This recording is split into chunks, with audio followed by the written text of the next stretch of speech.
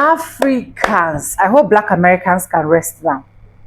I hope you people can leave Black Americans now to breathe in peace. Because Black Americans keep saying it over and over again that it is not every single one of them that are from Africa. A lot of people are from different parts of the world that were enslaved. And apart from that, Black American has made it clear that there are some indigenous people which is tagged as the foundational Black Americans that do not have anything to do with slavery, do not have anything to do with migration.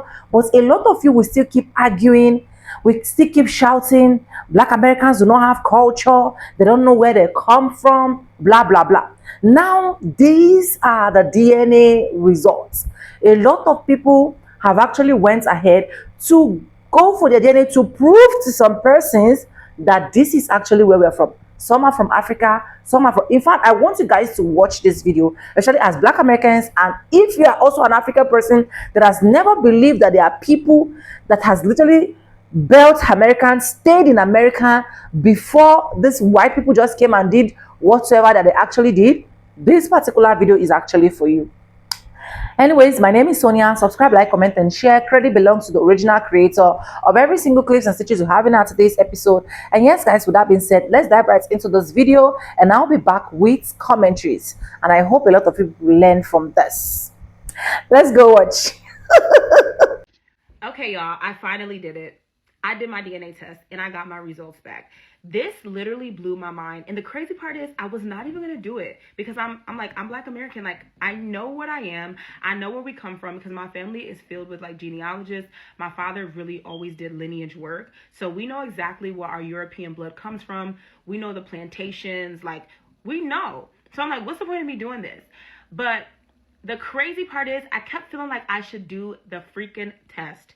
These results really blew my mind. This is why I encourage everybody to do your DNA. So first of all, off rip, I'm 40% Nigerian. Igbo to be exact. Don't play with me, okay? Yeah. So anytime I meet a Nigerian, because I moved to Texas and there was a lot of Nigerians in Texas. Anytime I meet Nigerians, they ask me off rip, am I Igbo? Like this comment, right? And I'm like, I don't know. Do the DNA test and I'm Igbo. But that's not even what shocked me. That shocked me, but that's not even what shocked me. I also found out that I am Jamaican. Yes, I'm Jamaican. Let's get into this results, and I'm gonna tell y'all the story time on how this really just pinned together a story that was told to us for a long time, but we had no evidence of. So let's get into it. Okay, so here are the results right here. I'm going to put it on the screen so y'all can see. I'm going to read it, okay? 86.4% African off rip. Ancestors did not play. They ain't play. Nigerian is 40%. Igbo. Ghana, Liberia, and Sierra Leone. I believe these tribes were together or these countries were together at some time. I don't know. But it's 25%, okay? Guinea is 6%. Congolese and Southeast African, 14%. Angolian... and I believe Congolese is 13.4%, and European is 12.9%, as I told you, I already know. So this is where things get very interesting. I never met my grandfather. My mom's father was born in Mobile, Alabama, but he always told my mother that he is Jamaican. His mother's Jamaican, his father is Cuban. We never knew because my grandmother would tell my mom, oh, he's lying, whatever. She didn't really know. We never knew any of this history. My mom does a DNA test. She gets 2% Spanish. I do my DNA test, and it pops up. We are Jamaican. Connects me to the Caribbean, Jamaican, St. Elizabeth to be exact. I'm going to show you a picture right here. This is why I'm like, this has just made me very emotional. It's made me like very happy, but it's like, I never met my grandfather. Obviously, I have his DNA. We have a whole Caribbean side we don't know. And it's like, yeah, I don't know. Very emotional, but I'm so blessed. Shout out to the ancestors. If I'm Nigerian, I expect a nationwide apology from every Nigerian that lives in Nigeria for hating on your own. I'm 22% what? What that country say? Hold on. What the country say? 22% what? I want an apology. I want a nationwide apology, nigga. I'm one of y'all people, nigga. I'm one of y'all people. Nigga, it's right here. Y'all saying this. Now y'all don't want to accept me. Y'all don't want to accept I'm Nigerian? Cool, bruh. I'm one of y'all people, bruh. That's why I fuck with African music so much. I knew it was something, nigga. 22% Nigerian. So most of my descent is Nigeria. 17% Benin and Togo. What's Benin and Togo? I stumbled upon this peer-reviewed article from 2016, which was a fantastic example about how DNA and historical narratives get braided together in a very intentional way.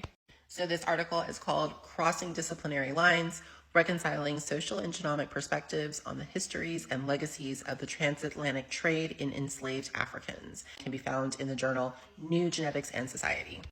The first part of this paper walks through the limits of constructing consumer DNA panels, but the second part is interesting. It looks at how consumer ancestry reports are framed for the public. In this article, they do case studies on two specific companies related to specifically connecting African Americans to African DNA. Page 18, they discuss one of the ways that they are able to create the narratives for consumers. It states, it's worth noting that by Haywood and Thornton standards, the genetic results provided to the participants of African American lives and to African DNA customers could only be considered reliable and truthful if they were able to be placed within the specific historical context of the transatlantic slave trade in enslaved Africans. Although any exact genetic match with another individual correctly indicates biological descent from a common ancestor and therefore may logically be characterized by American genealogical conventions as signaling that the two people are biologically related, they were only concerned if they were able to establish a connection between that African American person and an African. Literally in their own words, by matching genetic anomalies in African American and an African, one can establish that these two individuals had a common ancestors 2 centuries ago. But the issue is that they weren't looking at all the anomalies across the data set. They were filtering only if it could be justified by the transatlantic slave narrative, which we just said. They also discuss how when Henry Louis Gates was filming, I guess, a show about African American lives, he had his own DNA reanalyzed. And if you can see right here, for the filming of the show, Gates' mtDNA was reanalyzed, and the results indicated, on the contrary, that the vast majority of haplotype matches were found in West Europe between Paris and Dublin. Kittles, who is the owner of the original DNA company, subsequently conceded that the latter result was more likely to be correct.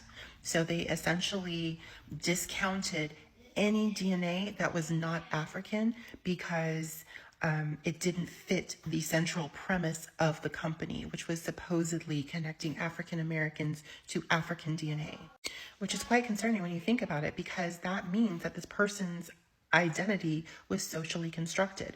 The people that were working at the company decided to discount the majority of his genetic signature and focus on something that supported their narrative. The article also discusses the role that historians play in constructing how the DNA results are going to be presented to consumers. Again, this is a case study that's just these two platforms discussed, but one could infer that this is probably how a lot of the consumer DNA companies that come up with different narratives about your DNA operate. It says, the role of the historians, therefore, would be to receive the names of tribes identified by the genetics team and create stories to explain how an individual from that tribe could possibly have gotten from Africa to America during the period of this transatlantic trade. So essentially, we've done two things. We've filtered out all DNA that cannot be supported within the concept of the transatlantic slave trade, and now we're bringing in historians to come up with potential migration patterns to discuss how the DNA would have gotten from Africa to America. So all constructed so far and limited. When that wasn't working, then they tried a different approach. And it says, this time, rather than starting with the genetic match in Africa and trying to create a stable historical narrative to fit, was to begin by analyzing the historical trade routes to the most common U.S. ports where captive Americans were disembarked, and then to work backwards from there to identify ports of origin in Africa. Using maps of the standard shipping patterns and trade routes between North America and different parts of Africa, they could discard outliers, genetic matches that fell too far from the ports habitually involved in the transatlantic slave trade, and instead hone in on regions and groups where the consumer's ancestor was more likely to have originated without necessarily pinpointing one specific tribe. So essentially what we're seeing here is two things. One, they were only framing the results that they would report in terms of, does this match to a commonly known U.S. shipping port for slaves? So if the DNA fell outside of that, it was considered an outlier. And I know that I'm not the only person who has a lot of deep ancestry from the United States that just stops. That means that if these researchers were looking at your DNA profile, they're not even addressing your genealogical lines that stop in America. They're only looking at, was this line close to a port? If it was close to a shipping port, then they could somehow make up a migration path of how your ancestor ended up in the United States. But there isn't necessarily genetic proof that it happened the way they did. Again, they are applying the historical narrative and interpreting all the data through there. And if it didn't fit the narrative, it's considered an outlier and discarded. So this paper unintentionally raises a very important question. If the professionals in various industries are deciding that the data is only considered reliable if it fits the narrative, a specific narrative at that, then it erases how many layers of human history. By design, different perspectives in human ancestry, migration, anything else is automatically discounted because it doesn't fit the narrative that they're choosing to believe. So the story isn't in the data. The story is in what is being allowed to be considered true. Black Americans, listen, because y'all doing it wrong. Y'all doing it wrong. Listen, when you have your DNA results, when you see the percentage, that is not what you are. That's where your people traveled. You have to look at the lineage bloodline. You have to look at the samples. That's why I've been telling people, take a MyHeritage sample. Don't do 23andMe and the other ones. I know some people ain't gonna do it anyway, right? When I made a video about it, I'm telling y'all, I realized and I saw it. It said 100% North African Jew. That's what it said, 100%. But when I looked at the percentage regions where we traveled, right? It said Nigerian 56%, Central African certain percent, all that. You have to make sure you're not under, because you guys, some of y'all are thinking, oh, I'm colonized. Some of y'all are not. Some of y'all don't have Caucasian blood in y'all, but y'all think y'all do because you're looking at, oh, I went to Ireland. Remember, if I went to Ireland right now for a bunch of years, but I had a black wife and I had kids with her and you know, we had kids, my kids would still be of the region or the original region. So like I said, when I looked at my samples, it was 100% North African, okay? Where the Morocco, Sahara tribes are near the Egypt, that whole area right there. That's all North African, okay? Some of y'all will see Sub-Saharan, all that. That's what you want to look at, okay? But when we traveled, some of us went down Nigeria, Yoruba area, West Africa. Some of us went to South Africa. Some of us went to the East Africa, and some of us went to the Americas. You have to make sure you understand the difference between percentage of your population and your actual samples. All right, so just pay attention to that. I had to tell y'all that because y'all getting it, but y'all not fully there yet. I love y'all. Shalom. There's a trend on this app right now where Black folks are sharing their DNA results, and I've seen a number of videos where Black folks are sharing their results and expressing shock and surprise at the fact that they have European DNA, anywhere from 5 to 15% European DNA. And initially I was baffled at these reactions because if you are a descendant of enslaved African people in the United States, the likelihood that you have European DNA is very, very high.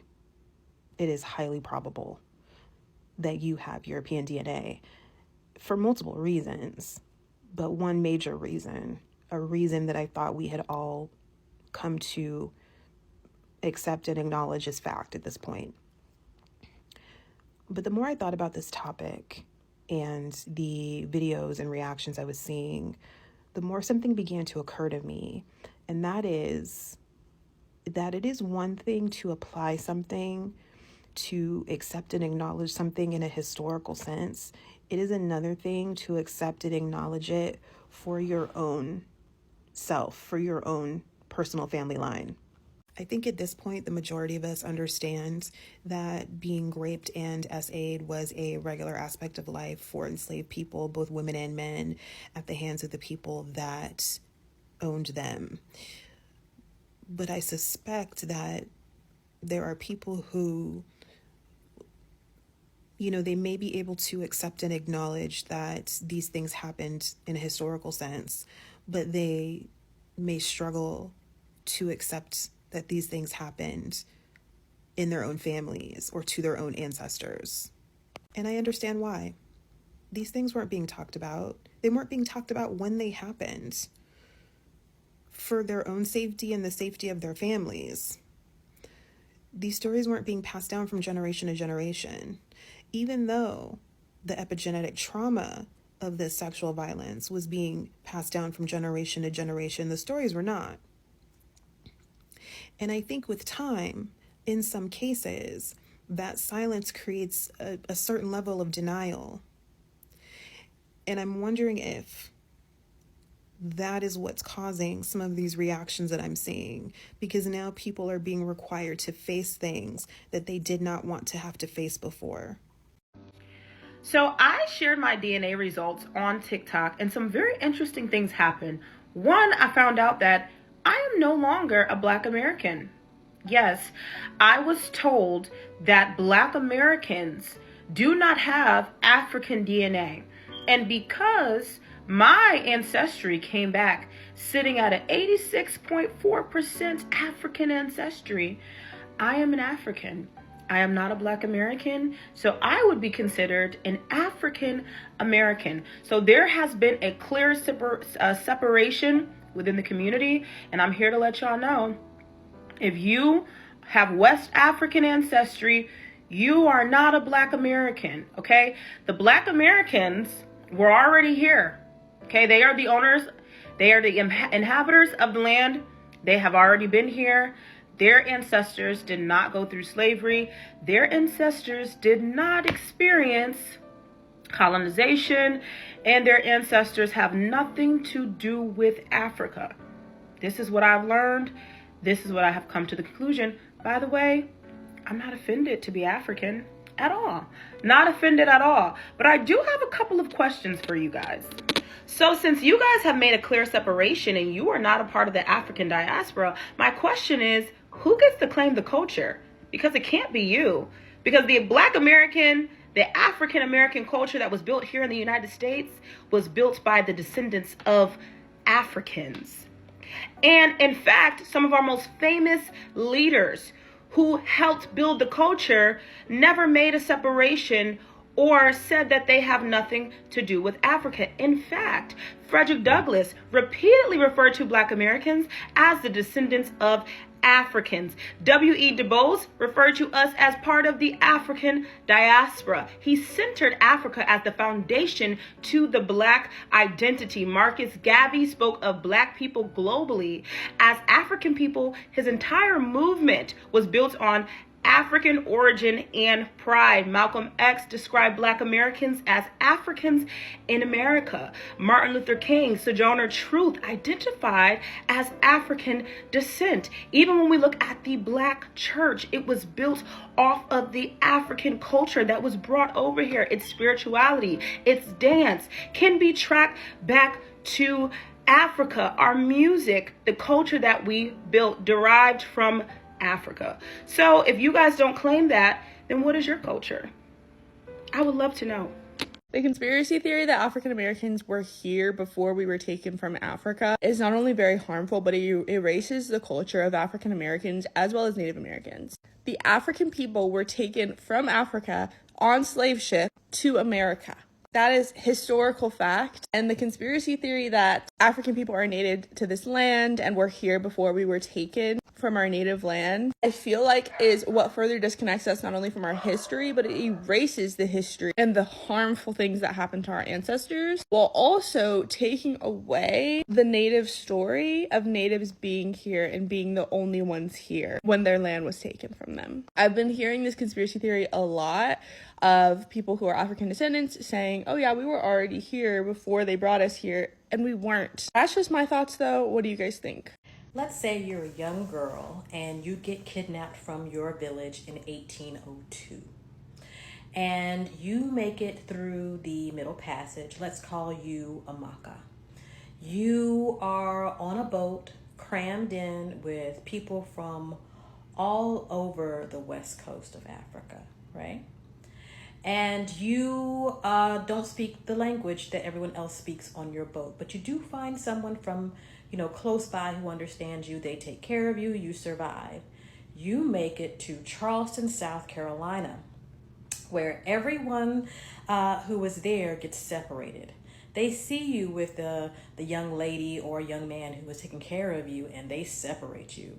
Because if you are housed with someone who speaks the same language, you are then able to communicate. If you're able to communicate, then the likelihood of you organizing a revolt and overthrowing your slave master is high. So they don't allow that.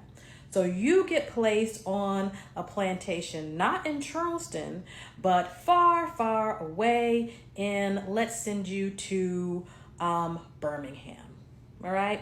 So now you're in Birmingham, Alabama. You have a master there. You don't speak the language that everyone else speaks, but you are trained to be a cook in the house, right?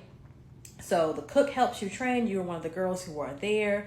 There is a older black lady, an older woman who has maybe first or second generation enslaved person. She speaks English. You do not. She takes you under her wing, teaches you how to cook, and she protects you from the master's sons so they don't mess around with you. And you actually make it to 15. And you, at 15, now are old enough to be bred. Too bad for you, because this is not a nice plantation. So they call in one of the biggest and broadest enslaved men from a neighboring plantation who is rented out to other farms in order to make sure that they have very big, very broad babies. You don't get to choose your husband. You don't get to choose who is with you. If he's kind, you are going to be placed in a cabin with him, and he will be gentle and explain to you what's going to happen, and you will be assaulted. Maybe you end up with someone that is not very nice. Big John, let's call him, and you are assaulted because he takes out all his frustrations from his terrible situation out on you. Now you, let's say you're Igbo, right? Your name is Amaka. You are pregnant and you remember what it was like in your village. You want to pass this down on to your child.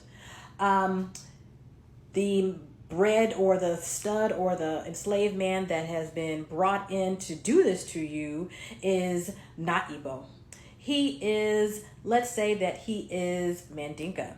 But not just Mandinka, he's also Irish, because his mother was not as lucky as you were, and she was assaulted in her enslavement house, right? So now your child is Igbo and Mandinka and Irish, right? So now you have this baby. But yeah, too bad for you, because that man who owns you has a gambling problem, and now you are sent with your baby to settle his gambling debt to another plantation. On this plantation, you are going to have to bend to the will of this slave master. Now, this one claims to be a benevolent slave master and thinks that every slave on his plantation as his child. So he decides that you are no longer Amaka, you are Betty Ann. And he's also going to change the name of your child because you wanted to pass down something from your people. So you named your baby after your mother, but no, your baby cannot be named after your mother. It is going to be named Annie, right? So now your language is gone. No one you know has ever spoken it since you were 7 years old, and you're starting to forget it. And you can't even name your own child. Someone on the plantation sees you speaking what little you remember of your language to your baby, and you are whipped. And you are whipped so severely that you vow never to speak your own language and never to allow your child to speak that language, lest they be whipped in the same way that you were. Now you have this Igbo, Mandingo, Irish child who does not have any connection to her people from the village that Amaka was born, doesn't speak the language, doesn't have any of the foods, but there are some little remnants. You know, you do her hair in the way that of your people, those sorts of things. But your child is unlucky, just like you were unlucky. And that so-called benevolent slave master on that plantation dies. And everyone on the plantation is sold, including your child, from you. Now, this is how your lineage is introduced to America.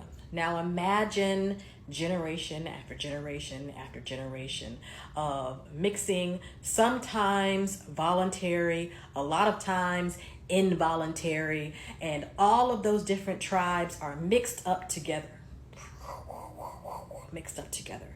And they become a new people. They piece together the stuff that's not beat out of them, and they make that into a new culture in the Gullah Geechee culture, in New Orleans, in Harlem, everywhere else.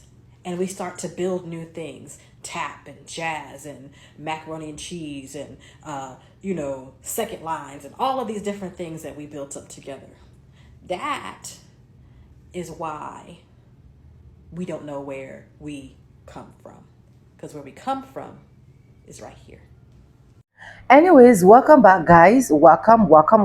And I hope you guys have seen that video. I want to first of all say a very big thank you to every single one of you liking my videos, dropping commentaries, subscribing, dropping super thanks, and also joining membership. I do not take you guys for granted. You guys are absolutely the best. These people has literally been able, Black Americans, when I mean this, I mean Black Americans have been able to literally keep educating people over and over again that it is not every single person that we actually enslaved, right?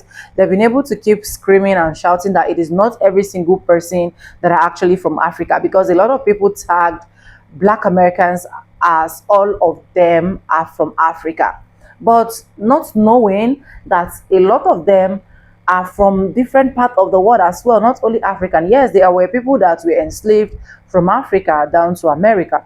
But what a lot of people are also failing to realize is the fact that there are people already in America. There are Black people already in America that have built America, that were staying in America, that were citizens, the rightful citizens in America. Before this immigrant, the so-called white folks, started migrating down to America, started committing all form of atrocity, buying a lot of leaders with just little or nothing for them to be able to exchange Black Americans' glory to their own. You understand? And that is why even a lot of white folks can literally still tell you today that they never built America, that Black people actually built America. That is why when I see people talk issues or say something like Black Americans do not have cultures, where would they even go to when it is time for everybody to go back to their destination? That they can actually go to their countries, they are Nigerian, they are African, South Africa, and so on and so forth. But where will Black American actually fall under? The answer is clear. They will be in America, because that is where they belong. That is their country. That is their culture. That is every single thing that they've actually worked hard for.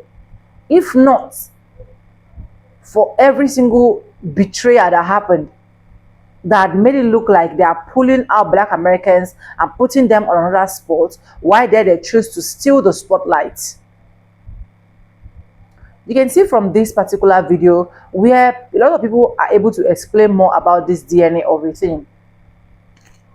And the DNA of a teen has stated that it is not everybody that is from Africa. I've seen some Indian Americans as well, Black Indian Americans to be precise, where after carrying out their DNA, they find out that they are from India. Some people, after carrying out their DNA, they find out that they are from other continents of the world. You understand what I'm trying to say? So I feel like the earlier a lot of people decide to start learning more about Black American culture, I think it will be easy for you to understand where these people are coming from. And that is why I never had this argument to say, oh, Black Americans should really start identifying themselves with African Americans. They were literally identifying themselves with African Americans then, when we do not have all of this technology that can explain a lot of things. But now that we're in the era of technology where a lot of things can literally be looked into, explained, a lot of Black people have been able to find out that they are not all from Africa. They are not rejecting to come from Africa. That is what people don't understand again in another hand. They're not rejecting to come from Africa. The only thing they are saying is it is not all of them that are from Africa. That is why all of them cannot just come here and start identifying themselves as African Americans. But they can identify themselves as foundational Black Americans. And of which I don't see anything wrong with that. So I hope a lot of immigrants can actually just take a chill pill and let these people that knows more about their culture, knows more about their tradition, knows more about how everything started, let them do their job. Because I just truly find out that a lot of people that are coming here to talk a lot of shit like Black Americans do not have culture and so on and so forth, they literally don't have any idea about the Black culture. And until you start going into research for you to understand where Black Americans are coming from, for you to understand what Black Americans are actually saying, for you to understand what they have actually been through, you will still be in doubt. I don't know. I just hope I'm making sense. If I'm not, just let me know in the comment section. But let me know what you think about this particular video. Credit belongs to the original creators of every single clips and stitches we have in our today's episode. And this is just for educational purposes, right? So that we can keep screaming aloud for every other person to understand the parts where Black Americans are coming from. If you haven't subscribed, what are you waiting for? Subscribe, like I've earlier said. And credits belong to the original creators. And yes, with no further ado, I do like I always say in my videos, I'm going to be saying bye, and I'll see you guys in my next one. For now, bye guys. I love you guys. Mwah.